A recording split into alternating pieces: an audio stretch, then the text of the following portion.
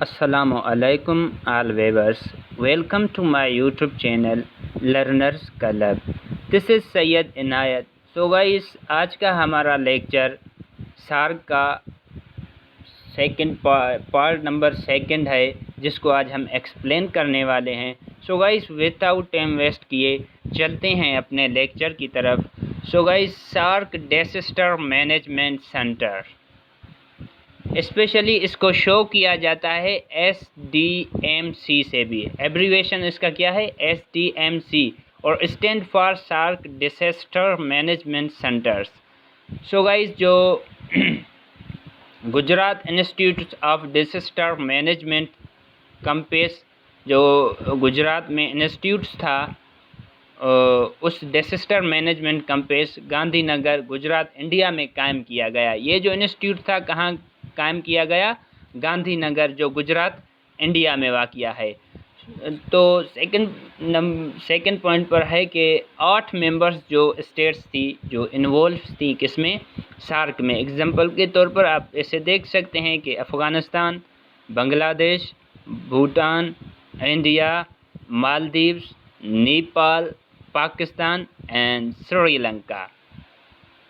ये जो इसके रुकन हैं, इनकी ये तवक्का है कि जो पाकिस्तान और श्रीलंका है, पाकिस्तान एंड श्रीलंका, पाकिस्तान और जो श्रीलंका है उसको SDMC मीन्स के सार्क डिजास्टर मैनेजमेंट सेंटर,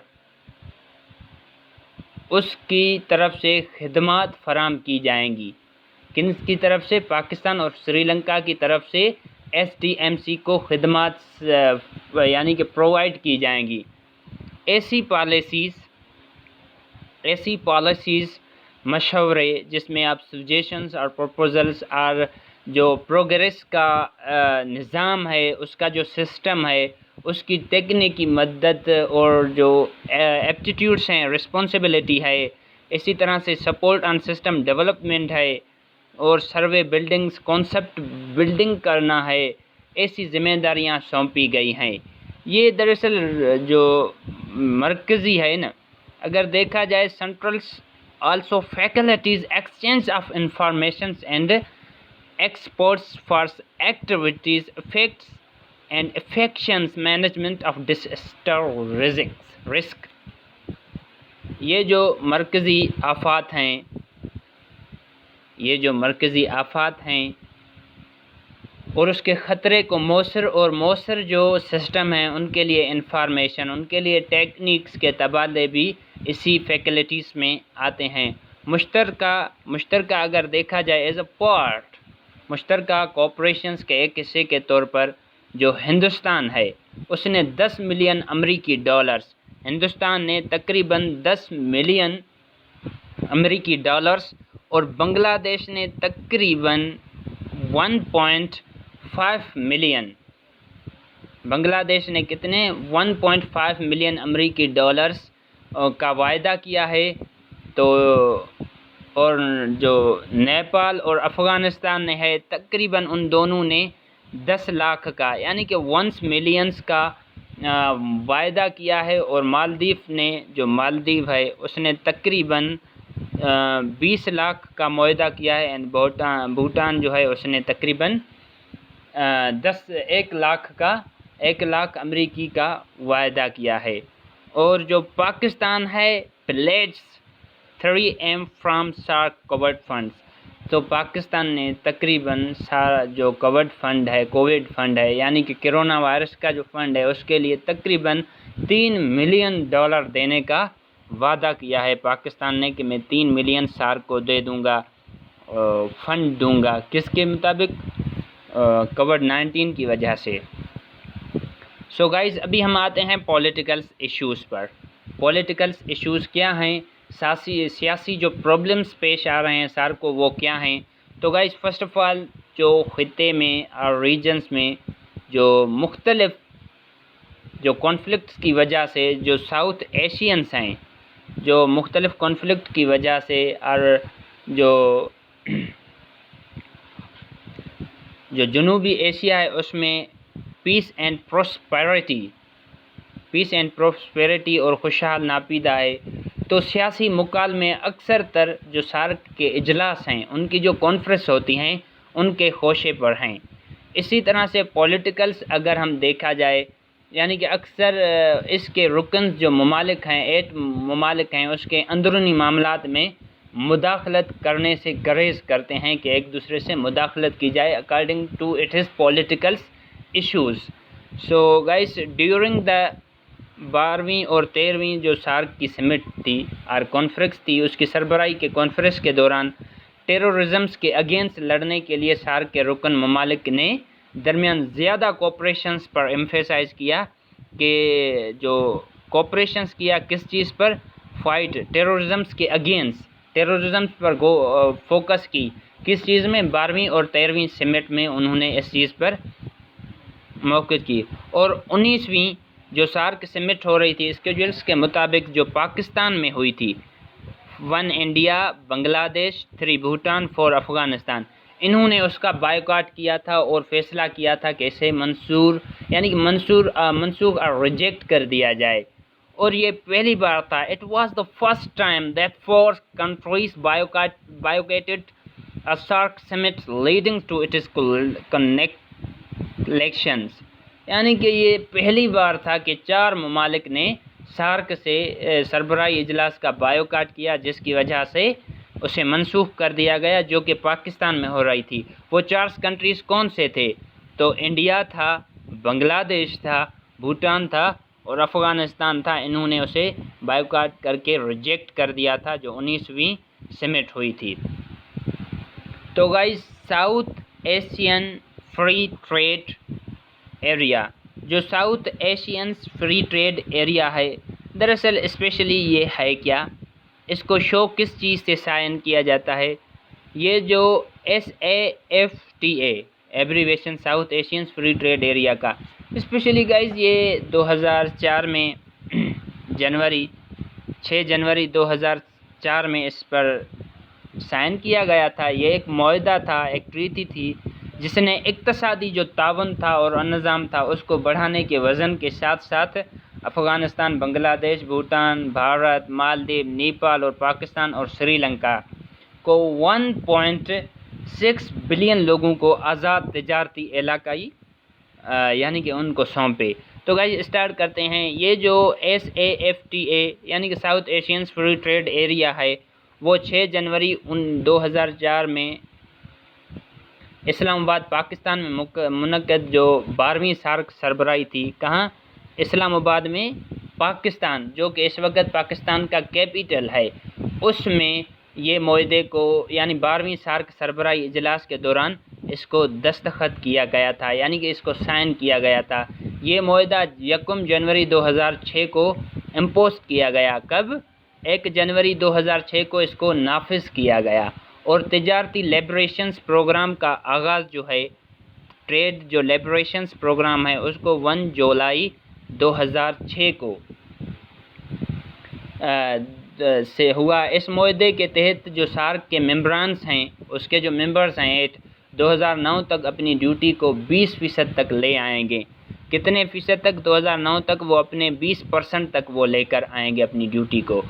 سو بھائی ایسے ہی جو بھی آپ کہہ سکتے ہو کہ اس معاہدے کے نافذ کے بعد یہ جو امپوسٹ ہوا یہ نافذ یعنی کہ South Asian free trade area جو ہے وزارتی کونسل SMC قائم کی گئی۔ اس وقت کیا قائم کی گئی؟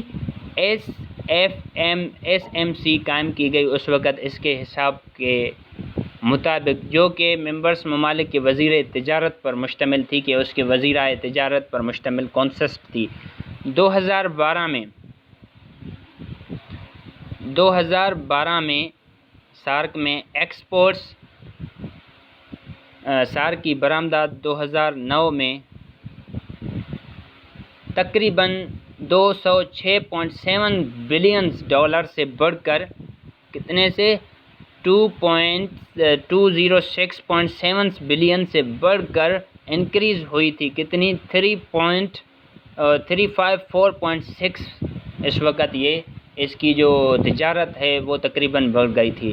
لیکن اگر دیکھا جائے امپورٹ کے حساب سے اگر دیکھا جائے تو سارک کا انٹرا سارک تجارت سارک کے جو جی ڈی پی ہے اس کے صرف 1% سے کچھ زیادہ سارک کے برعکس جیسے کہ آسیان ہے، یہ ریفلیکشنز ٹو دا سارک جو دراصل معیشت کے حجم سے ویلیو کے حساب سے سارک سے بہت ہی چھوٹا ہے۔ انٹرا بلاک تجارت اسی کی جی ڈی پی کا تقریباً 10% ہے۔ تو یہ ایکسپورٹس اور امپورٹس پر جو ساؤتھ ایشین ٹریڈز بنائی گئی تھی، تو جیسے آپ کہہ سکتے ہو کہ سافٹا، یعنی کہ سافٹا کا تصور اور ویژنز انوائزج وہ تقریباً جو ساؤتھ ایشین اقتصادی یونین ہے اس کی طرف سے بڑھنے کے لیے گیا تھا اس وقت، لیکن جو پریزنس انٹرا ریجنل تجارت ہے، اس وقت جو انٹرا ریجنل ٹریڈ ہے اور سرمایہ کاری کے جو ریلیشن شپ ہے وہ انکوریج تو نہیں ہے، ان کے لیے انویسٹمنٹ ریلیشنز کے لیے انکوریجنگ کوئی بھی نہیں ہے، اور یہ ڈیفیکلٹ ہے، یہ مشکل ہے، یعنی کہ یہ اس ہدف کو اچیو کرنے کے لیے مشکل ہو سکتا ہے۔ سارک انٹرا ریجنل تجارت جو ساؤتھ ایشیا ہے اس میں مجموعی تجارت میں انٹرا ریجنل تجارت کے پارٹ میں صرف 5% ہے۔ کتنے پرسنٹ؟ تقریباً ایٹ لیسٹ 5% ہے۔ اسی طرح سے سیملرلی جو فورن ڈائریکٹ انویسٹمنٹ تھے اس وقت وہ تقریباً ایشیا ترقیاتی بینک نے تخمینہ لگایا، اسی طرح براہ راست غیر ملکی سرمایہ کار بھی مایوس کن ہے۔ سو انٹرا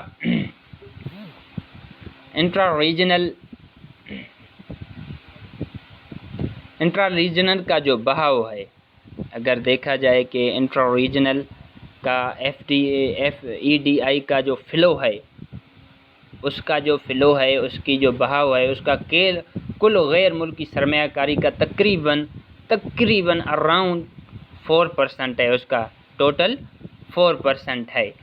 اسی طرح سے ہی ایشیا ترقیاتی جو بینک ہے، یعنی کہ ایشین ڈیولپمنٹ جو بینک ہے، وہ اس نے یہ تمغہ لگایا ہے کہ جو سارک ہے نا، سارک کے ریجن میں جو بین علاقائی تجارت ہیں، ٹریڈ ہیں، اس میں زرعی برآمدات میں تقریباً سالانہ حساب سے دیکھا جائے تو تقریباً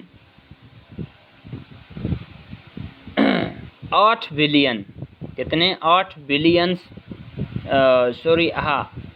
بلین ڈالر سے 22 بلین ڈالر موجودہ سطح سے 14 بلین ڈالر تک اضافے کی ایک ایپٹیٹیوڈس موجود ہے۔ اور ایشیا کے حساب سے دیکھا جائے، ایشیا ڈیولپمنٹس بینک کے حساب سے دیکھا جائے تو ترقیاتی بینک کے مطالعے میں کہا گیا ہے کہ جو ممکنہ اوسط سارک انٹرا ریجنل ٹریڈ سالانہ اس کی تجارت ہے، وہ تقریباً 22 بلین ڈالر کے مقابلے میں وہ ساؤتھ ایشینز میں ایک ریئل ٹریڈ صرف 8 بلین ڈالر کے لگ بھگ رہی ہے۔ انٹرا ریجن تجارت کے لیے ناقابل گرفت کی ایپٹیٹیوڈس ہے، اس لیے 14 بلین سالانہ، تقریباً 14 بلینز پر ایئرس، ایگزامپل 68%۔ تو یہ تھا ٹریڈ کے حساب سے جو ایشین ڈیولپمنٹ بینک نے ایک ریسرچ کی تھی، اس کے مطابق اس نے اپنے ٹریڈز بتائے تھے۔ تو ابھی چلتے ہیں سارک ویزا ایگزمپشنز اسکیم، حالیہ تنازعات کی کچھ آپ کہہ سکتے ہو کہ جیسا کہ سمٹ کی ہدایت کی گئی،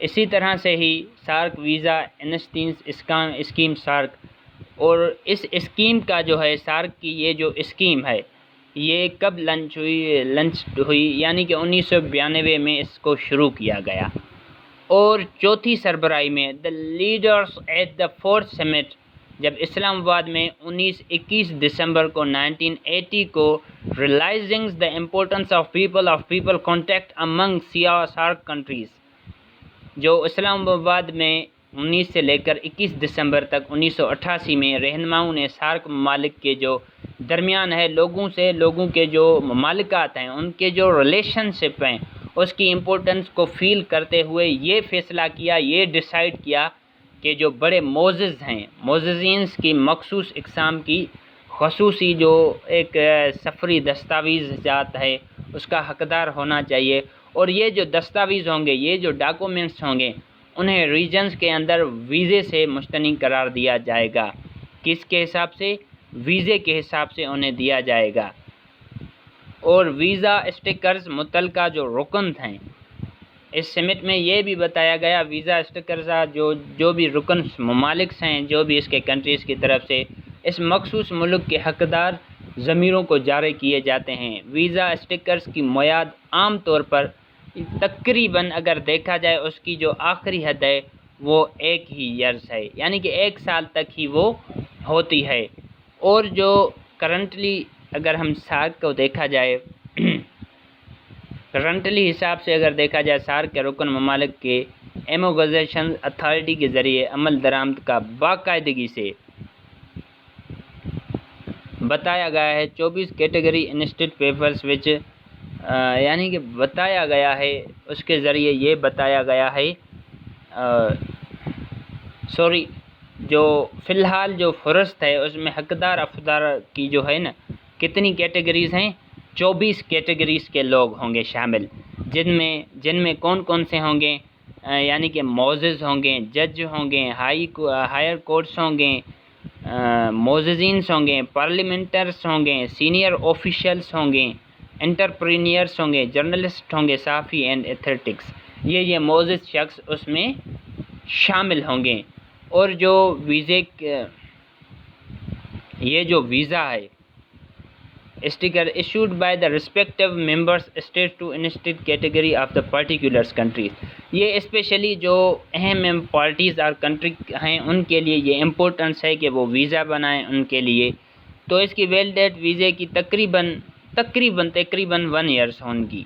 اس ویزے کی جو مدت ہوگی، یہ جو لمیٹڈ ویزا ہوگا تقریباً 1 ہی سال کا ہوگا، اور اس کی implementations reviews regularly by the immigrations authority of SAARC member states, اس کی جو امیجنیشنز ہوگی یا کچھ بھی وہ سارک کے ممبرز خود ہی اس کی امپورٹنس اور امیٹیشنز اس میں لائیں گے یا خود ہی اس میں ایکسچینجنگز لائیں گے۔